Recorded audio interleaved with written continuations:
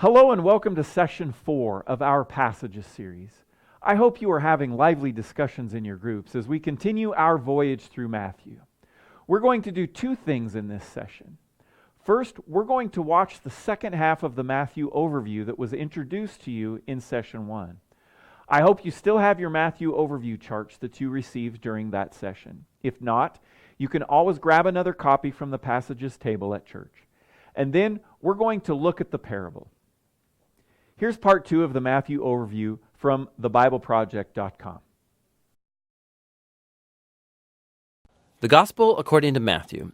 In the first video, we saw how Matthew introduced Jesus as the Messiah from the line of David, and as a new authoritative teacher like Moses, and also as Emmanuel, which in Hebrew means God with us.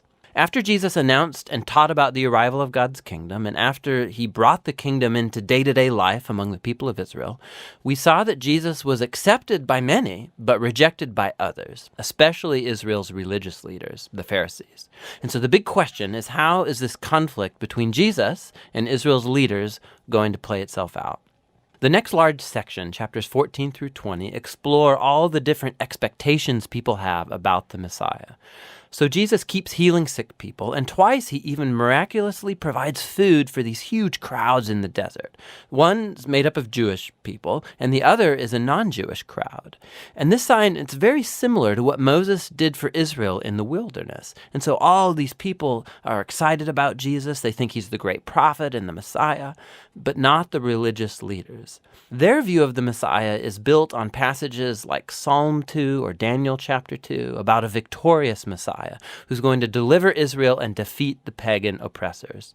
And from their point of view, Jesus, he's a false teacher. He's making blasphemous claims about himself. And so there are stories here about them increasing their opposition, hatching a plan to kill him. And so in response, Jesus, he withdraws, and he begins teaching his closest disciples what it means for him to be Israel's Messiah, because it is not what anybody expects. So Jesus asks his disciples, chapter 16, he says, "Who do you all say that I am?" And Peter comes up with the right answer, it seems. He says, "Well, you're the Messiah. You're the Son of the living God." But then it becomes clear that Peter's thinking about a king who's going to reign victoriously through military power. And Jesus challenges Peter, saying that, yes, I am going to become king, but through a different way. And so Jesus starts to teach on themes from the prophet Isaiah, who said that the Messianic king would suffer and die for the sins of his own people. And so Jesus, he was positioning himself as a Messianic king who reigns by becoming a servant and who would lay down his life for Israel and the nations. Well, Peter and the disciples, they mostly just don't get it. And so Jesus enters into the fourth block of teaching, followed by a series of teachings after that. And these are all about the upside-down nature of Jesus' messianic kingdom, which turns upside down all of our value systems. So in the community of the servant king, you gain honor by serving others. And instead of getting revenge, you forgive and do good to your enemies. And in Jesus' kingdom, you gain true wealth by giving your wealth away to the poor.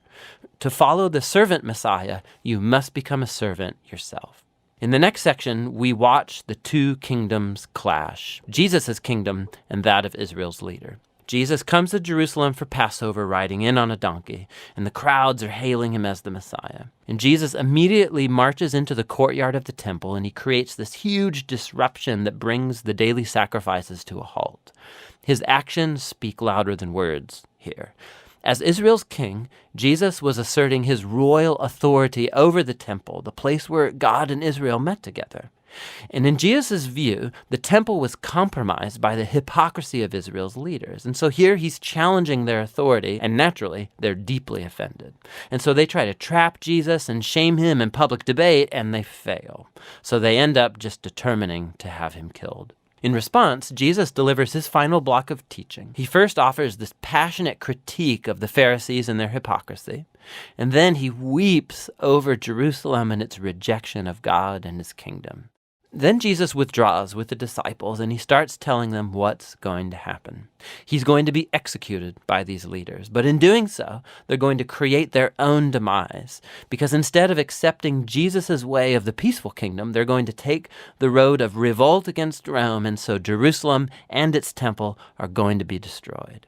But, Jesus says, that is not the end of the story. He's going to be vindicated after his death by his resurrection. And one day, he'll return and set up his kingdom over all nations. And so in the meanwhile, the disciples need to stay alert and stay committed to just announcing Jesus and his kingdom and spreading the good news. And so with all of that ringing in the disciples' ears, the story comes to its climax. That night, Jesus takes the disciples aside and he celebrates a Passover meal with them. The Passover retells the story of Israel's rescue from slavery through the death of the Passover lamb. And then Jesus takes the bread and the wine from this meal as new symbols, showing that his coming death would be a sacrifice that would redeem his people from slavery to sin and evil. After the meal, Jesus is arrested. He's put on trial before the Sanhedrin, a council of Jewish leaders, and they reject his claim to be the Messiah. They charge him with blasphemy against God. Then Jesus is brought before the Roman governor Pilate, and he thinks Jesus is innocent, but he gives in to the pressure from the Jewish leaders, and he sentences Jesus to death by crucifixion. So Jesus is led away by Roman soldiers and crucified. Now, you'll notice right here in this section that just like Matthew did in the opening chapters, he increases the number of references to the Old Testament. He's trying to show that Jesus' death was not a tragedy or a failure. Rather, it was the surprising fulfillment of all of the old prophetic promises. Jesus came as the servant Messiah, spoken of by Isaiah. He was rejected by his own people, but instead of judging them, he is judged on their behalf, bearing the consequences of their sin. So the crucifixion scene, it comes to a close, and Jesus' body is placed in a tomb. But the book ends with a surprising twist, the last chapter. The disciples, they discover on Sunday morning that Jesus' tomb is empty. And then all of a sudden people start seeing Jesus alive from the dead. And the book concludes with the risen Jesus giving a final teaching called the Great Commission. Jesus says that he is now the true king of the world. And so he sends his disciples out to all nations with the good news that Jesus is Lord and that anyone can join his kingdom by being baptized and by following his teachings. And echoing all the way back to his name, Emmanuel, God with us, from chapter 1, Jesus' last words in the book to his disciples are, "I will be with you." It's a promise of Jesus' presence until the day he finally returns. And that's the gospel according to Matthew. We've said from the beginning that Jesus is Emmanuel, God with us. Jesus came to show us what life could really be like. So often we have things backwards or upside down. In Jesus, God is literally with us. One of the statements Jesus often uses is this: "You have heard it said, but I say to you." It was his way of saying that he is teaching us a new way of thinking, a new way of ordering our lives, which is often counterintuitive. Jesus told many parables, which are stories or illustrations that may or may not have happened in real life and have a punchline. They carry a truth about our lives that Jesus wants us to learn about living in this new way, which Matthew calls the kingdom of heaven. It's the good life, the God life that doesn't begin when we die, it begins now. Let's look at a parable in Matthew chapter 20, verses 1 through 15. I'll read it. "For the kingdom of heaven is like a landowner who went out early in the morning to hire workers for his vineyard. He agreed to pay them a denarius for the day and sent them into his vineyard. About 9 in the morning he went out and saw others standing in the marketplace doing nothing. He told them, 'You also go and work in my vineyard, and I will pay you whatever is right.' So they went. He went out again about noon and about 3 in the afternoon and did the same thing. About 5 in the afternoon he went out and found still others standing around. He asked them, 'Why have you been standing here all day long doing nothing?' 'Because no one has hired us,' they answered. He said to them, 'You also go and work in my vineyard.' When evening came, the owner of the vineyard said to his foreman, 'Call the workers and pay them their wages, beginning with the last ones hired and going on to the first. The workers who were hired came and each received a denarius. So when those came who were hired first, they expected to receive more. But each one of them also received a denarius. When they received it, they began to grumble against the landowner. These who were hired last worked only 1 hour, they said, and you have made them equal to us, who have borne the burden of the work and the heat of the day. But he answered one of them, I am not being unfair to you, friend. Didn't you agree to work for a denarius? Take your pay and go. I want to give the one who was hired last the same as I gave you. Don't I have the right to do what I want with my own money? Or are you envious because I am generous? Let me say right here that this is not a story about justice in the workplace. Yet there ought to be fairness in the labor market. Jesus teaches about that in other places. This is a parable about generosity. There are 3 big surprises in this story, with the punchline at the very end. Let's look at surprise number 1. The employer genuinely cares about people, especially poor people. These day laborers, the lowest class of people, are standing in the marketplace looking for work. They do this every day, all day long. Some of them are still there at 5 p.m. looking for work. The owner could have sent a servant to find these laborers, but this vineyard owner goes himself. These day laborers have no financial margin in their lives. The owner knows that if they don't get that denarius for the day, their families won't eat that night. The owner goes back all throughout the day, continually adding to his labor force, even when there is not much of the workday left.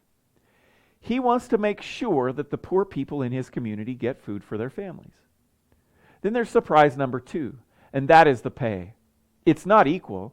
It's not equal pay for equal work. It's equal pay for different work. The workers who worked only 1 hour got exactly the same pay as the workers who worked all day. When pay time comes, we can see the absolute joy and delight of these 1-hour workers when that denarius gets pressed into the palm of their hands, and the huge smile on the face of the employer. They all know what this means to them and their families. And then there's surprise number 3, the complaint. The spokesperson for the people who had agreed to do a day's work for a day's pay sees the generosity of the employer and lodges a complaint. The complaint isn't against the fairness of the employer, it's against the generosity of the employer. The owner reminds this worker that they had a very fair and even generous contract. These are not skilled vineyard workers bringing top pay, and this group of workers had agreed to the denarius that they had a deal, a very generous deal. When the employer begins to be generous with others, they throw a fit because in their minds, they're somehow entitled and the owner owes them more. The punchline is in the last verse. Are you envious because I am generous? In other words, why does it bother you so much when I begin to extend generosity to others, even if the generosity looks different than the generosity I extended to you? What is it in human beings, and it's in all of us, that when we see God's generosity being poured out on others and not to us in the same way, rather than being happy and thrilled for them, we feel unfairly treated? Let me point out some application, and then you can dive into your discussions. First, this is a warning to Jesus' disciples. In the previous chapter, Peter had asked Jesus the WIFM question, what's in it for me? Peter says to Jesus, we have left everything to follow you. What's in it for us? Jesus tells Peter that there will be a multiplying reward, but don't use the world's way of thinking about reward. Remember, the kingdom of God requires a new way of measuring. There will be people joining this Jesus movement that come way later. There will be a constant flow of people into the church. And just because Peter and others joined early doesn't give them special privileges or places of honor. Seniority is not a value to Jesus. People are the value. And whether they follow Jesus from childhood or follow him in the last few minutes of their lives, Jesus is thrilled. Let me apply this story to us. It's a warning to those of us who have been around church a lot and think that we somehow deserve a greater proportion of generosity simply because we have put in more time serving. It's also an encouragement to continue to add new blood, new people to our teams, new people to our church. And those people will change things. They'll bring new ideas, they'll bring new ways, and that's okay. It was also a warning to the Jews that God's generosity is not just towards people who they considered worthy of God's generosity. Many of the Jews looked down on Gentiles. Many of the religious Jews looked down on a group of people they called tax collectors and sinners. Both were unworthy of God's grace. Jesus generously spent time with this so-called riffraff. In the book of Acts, the gospel goes global in a big way, and Gentiles come streaming into this primarily Jewish church, and they encounter lots of growing pains, tensions, and conflicts. God values all human beings, not just those who are most like us. God extends His grace to everyone indiscriminately. He wants everyone to do well in life. Who do we know that? Who do we know that even though we wouldn't say it out loud, in the back of our minds we think that person doesn't deserve the grace and generosity of God, or my grace and generosity? They keep making such bad choices. They keep messing up their lives. I somehow deserve God's generosity, but I'm not sure about them. This story brings great comfort to lots of people, especially those who have turned their backs on God for much of their lives, and when they get older, they wonder if God will accept them. A pastor baptized a woman who was in her 90s shortly before she died. She kept doubting that Jesus would want her, that He would accept her because she had resisted Him for most of her life. She hadn't done enough good things to earn God's love.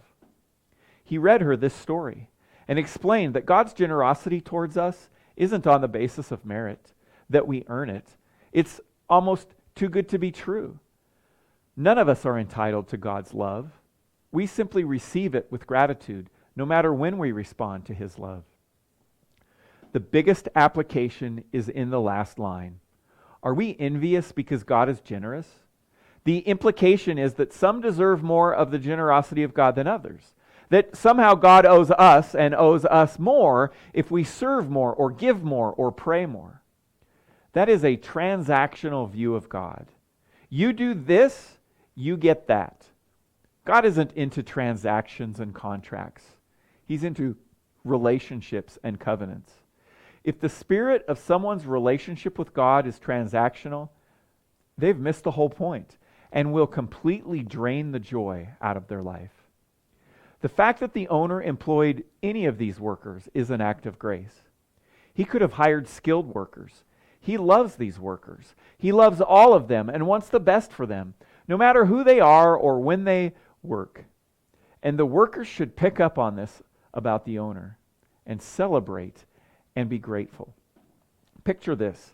It's pay time at the end of the day. The 1-hour worker walks up to the table expecting 1/10 of what he gets. The employer puts a 1 denarius coin in his hand. He just stares at it. And then he looks into the eyes of the employer. And now they're both grinning and smiling and high-fiving. The other 1-hour workers see what just happened and wonder if it will happen for them. And it does. And the joy spreads down the line because they know their families are going to be able to eat. And Jesus' teaching right here is that in His family, in His kingdom, in the good life, those workers standing at the end of the line, the ones that worked all day long in the hot sun, will also be just as joyful and just as grateful because they know that not only will their families get to eat, but their neighbors' families will get to eat tonight too. Because the employer is not just fair, he's generous. And the whole community celebrates the generosity of God. If we focus on our reward, we miss it. When we are grateful for the compassion and the grace and the generosity of God in our own lives, we can celebrate God's generosity when others experience it too. That's the way it works in the kingdom of heaven, which isn't just for then, it's for now. Would you pray with me? Father, thank you that you have poured out your generosity on our lives. And if we ever wonder about that, we just have to remember how you have reached into the world and saved us through the death and resurrection of Jesus. Greater love has no one than this, than to lay down their life for another. We are the recipients of your great generosity. Help us to be communities of people who celebrate your generosity in others' lives as well. In Jesus' name, amen. Now, have a great discussion, and again, I'll see you next week.